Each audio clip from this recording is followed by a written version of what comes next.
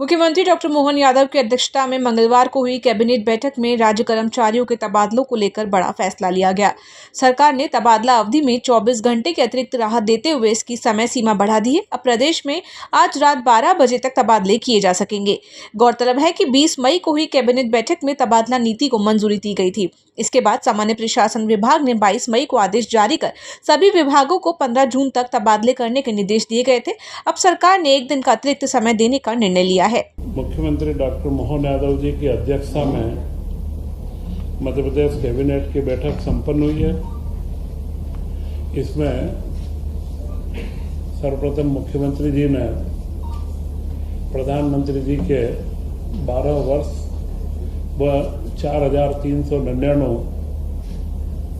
दिन की जो चुने हुए प्रधानमंत्री के रूप में देश के प्रथम प्रधानमंत्री हुए हैं, उसकी शुभकामनाएं दी। और उसके संदर्भ में दिल्ली में नीति आयोग की बैठक जो हुई, उस बैठक में कई विभिन्न पहलुओं पर चर्चा हुई, परंतु प्रमुख रूप से मध्य प्रदेश के लाल सलाम को अंतिम सलाम, जो नक्सलवाद मुक्त मध्य प्रदेश हुआ है और जो डेडलाइन थी, उस डेडलाइन के पहले मध्य प्रदेश में नक्सलवाद का पूरी तरीके से खात्मा होना, इसकी काफ़ी तारीफ भी हुई। उसी के साथ में मध्य प्रदेश के जन कल्याणकारी कार्यक्रमों व आयुष्मान भारत के व अन्य कार्यक्रमों के लिए भी नीति आयोग में चर्चा हुई। विशेषकर औद्योगिकरण की गति जो मध्य प्रदेश में बढ़ रही है, उसके बारे में भी चर्चा हुई। तो यह जो प्रधानमंत्री जी के 12 वर्ष का कार्यकाल था और इस कार्यकाल में विकसित भारत के संकल्प के साथ में विकसित मध्य प्रदेश के बारे में जो संकल्पना थी, मुख्यमंत्री जी ने वहाँ पर सब रखी है और हम उन्हें बहुत बहुत शुभकामनाएं भी प्रेषित करते हैं कि उनके नेतृत्व में देश भी आगे बढ़ेगा, हमारा प्रदेश भी आगे बढ़ेगा और हमारे आम जन को और सुविधाएं और कल्याणकारी योजनाओं को हम तेजी से आगे लाएंगे। इसी के साथ एक महत्वपूर्ण कार्यक्रम जो प्रधानमंत्री जी के द्वारा ही 21 जून को अंतर्राष्ट्रीय योग दिवस के रूप में मान्यता दिलवाई गई है, इसका आयोजन का प्रमुख आयोजन हमारा 21 को जबलपुर में होगा और जबलपुर में हमारे देश की राष्ट्रपति महामहिम द्रौपदी मुर्मू जी वहाँ पर उपस्थित रहेंगे और उनके साथ में मुख्यमंत्री जी भी इस योग दिवस के कार्यक्रम में वहाँ पर उपस्थित रहेंगे। पिछले दिनों बम्बई में टूरिज्म का एक बहुत बड़ा कॉन्क्लेव हुआ, एग्जीबिशन एक्सीलेंस अवार्ड। उसमें मध्य प्रदेश टूरिज्म को श्रेष्ठ टूरिज्म का अवार्ड मिला। इन्होंने 20 से ज़्यादा कॉन्फ्रेंसेस मध्य प्रदेश के अंदर आयोजित करी और विभिन्न क्षेत्रों के टूरिज्म की ओर पर्यटकों का आकर्षण बढ़ाने में सफलता प्राप्त करी है। इसी के साथ नवकरणीय ऊर्जा विभाग को भी गोवा के अंदर प्रहलाद जोशी जी के अध्यक्षता में जो एक ग्लोबल विंड डे का कार्यक्रम था, उसमें मध्य प्रदेश को अधोसंरचना निर्माण के इसमें पुरस्कार प्राप्त हुआ है।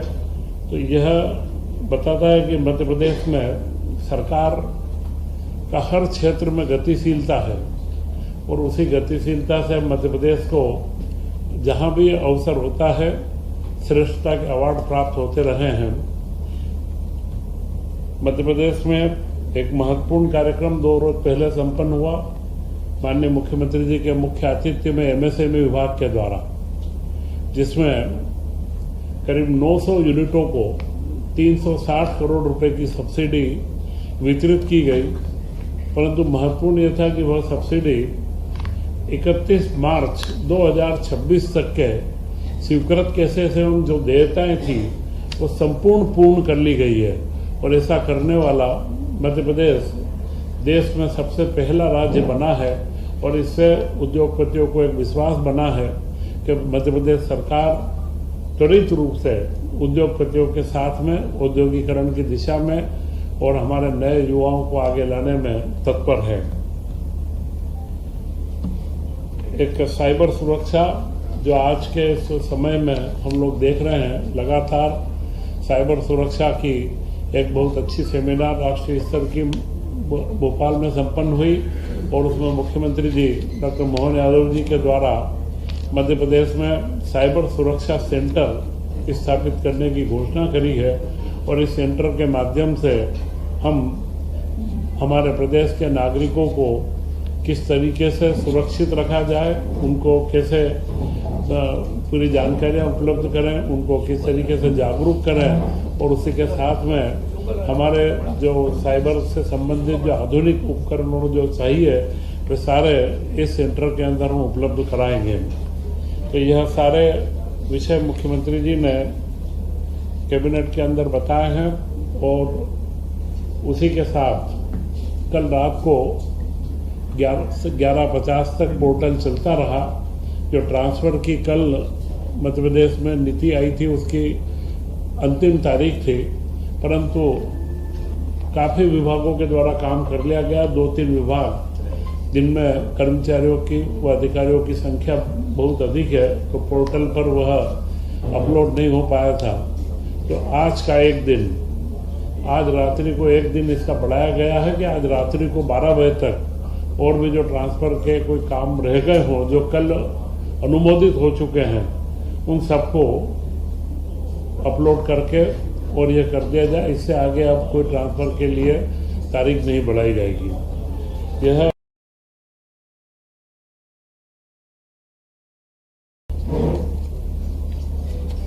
कैबिनेट के अंदर महत्वपूर्ण कुछ निर्णय हुए हैं। उन निर्णयों के अंदर इंदौर की मेट्रो जिसकी लागत 2017 में 17,500 करोड़ रुपए का आकलन किया गया, 7,500 करोड़ का आकलन किया गया था, उसका पुनर्निरीक्षण अनुमान व कुछ क्षेत्रों में मेट्रो का अलाइनमेंट बदला गया, कहीं पर उसको अंडरग्राउंड भी किया गया जब व्यवहारिक रूप से जनप्रतिनिधियों की और सबकी मांग के ऊपर। तो उस तरीके से और जो समय काल में 6-7 साल लगे हैं, इसके बाद में जो लागत की वृद्धि हुई है तो अब वह 12,889 करोड़ 12,900 के करीब उसकी लागत हो चुकी है।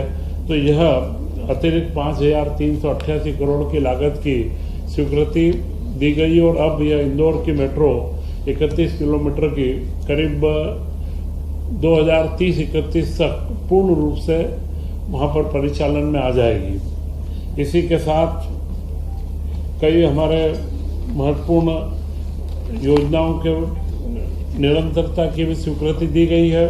करीब 24,200 करोड़ की योजनाओं को निरंतरता की स्वीकृति दी है, जिसमें वन विभाग के प्रोजेक्ट टाइगर का है, श्रम विभाग की कल्याणकारी सारी योजनाएं 531 करोड़ की, जनजाति विद्यार्थियों की शैक्षणिक सुविधाओं के लिए 687 करोड़ और खास करके कुटीर ग्रामोद्योग में जो रेशम उत्पादन को बढ़ावा देने के लिए 639 करोड़ की, क्योंकि रेशम का उत्पादन एक बहुआयामी उत्पादन है। इसमें खेती किसानी का कार्य भी है, जब फसल होती है शहतूत की, इसके बाद रेशम का उत्पादन होता है, फिर रेशम के उत्पादन के साथ में हथकरघे और ये भी चलते हैं और रेशम का कपड़ा बनता है। तो उससे यह कंपोजिट कार्यक्रम है जो खेती उद्योग और रोजगार का एक अच्छा महत्वपूर्ण कार्य है। इसे और विस्तार देने के लिए मुख्यमंत्री द्वारा निर्देशित किया गया कि इस तरीके के प्रकल्पों को हमें ज़्यादा से ज़्यादा फैलावा देना चाहिए और रेशम का मार्केटिंग के बारे में भी जो हमारे मृगनयनी के और जो सारे शोरूम तो देश भर में हैं वहाँ पर भी इसको बढ़ावा देने के कार्य में आगे इसमें निश्चित किया गया है। इसी के साथ में 2 महत्वपूर्ण मुद्दे चर्चा में आए। एक सामुदायिक स्वास्थ्य केंद्र, वर्तमान में कई सामुदायिक स्वास्थ्य केंद्रों में जो 20 बिस्तर से ऊपर के हैं उनमें डॉक्टरों की व स्टाफ की कमी देखी गई है। जो विशेषज्ञ डॉक्टर मिलना चाहिए वे उपलब्धता नहीं है। तो इस बार एक निर्णय लिया गया है कि 3 जिलों में रीवा, देवास और एक और जिला हो रहा है जिसमें तीनों जिले के अंदर यह 8 सामुदायिक केंद्रों को निजी तौर पर संचालन करने के लिए दिया जाएगा।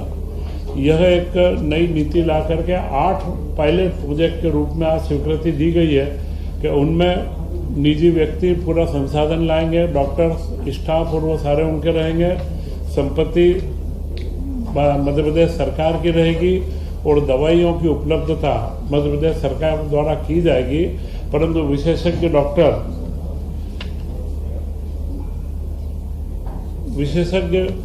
डॉक्टरों की उपस्थिति वो सुनिश्चित करेंगे। उसके साथ में जो योग्य और ट्रेंड स्टाफ चाहिए वह सब उसे पीपीपी मॉडल के ऊपर उसको लेकर के आना पड़ेगा। इसका टेंडर की प्रक्रिया रहेगी और जो इसमें कम से कम लागत के अंदर चलाएंगे और अच्छी गुणवत्तापूर्ण जिनका रिकॉर्ड रहेगा उन्हें यह केंद्र 8 पायलट प्रोजेक्ट के रूप में इनको दिए जाएंगे।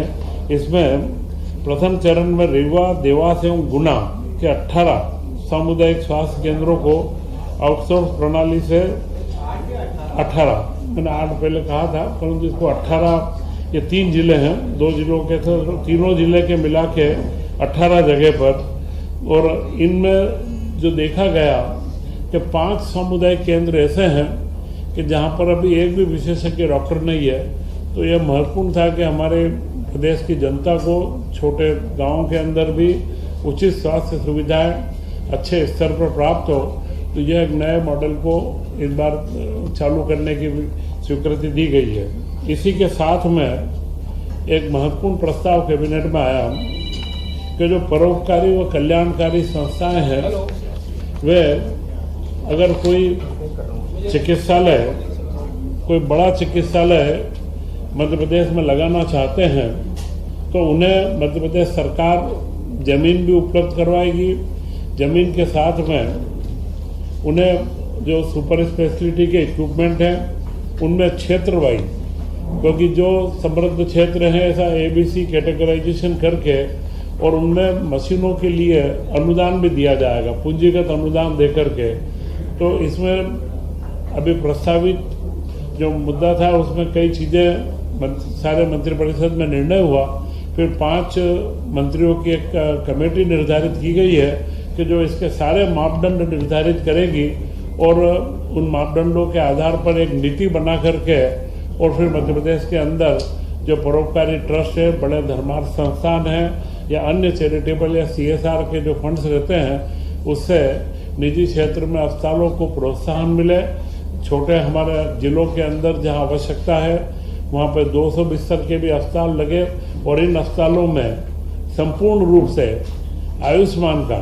आयुष्मान कार्ड की जितने भी पैकेज है सबकी सुविधाएं हमारे यहाँ के नागरिकों को प्राप्त हो, इसके बारे में एक निर्णय लिया गया है।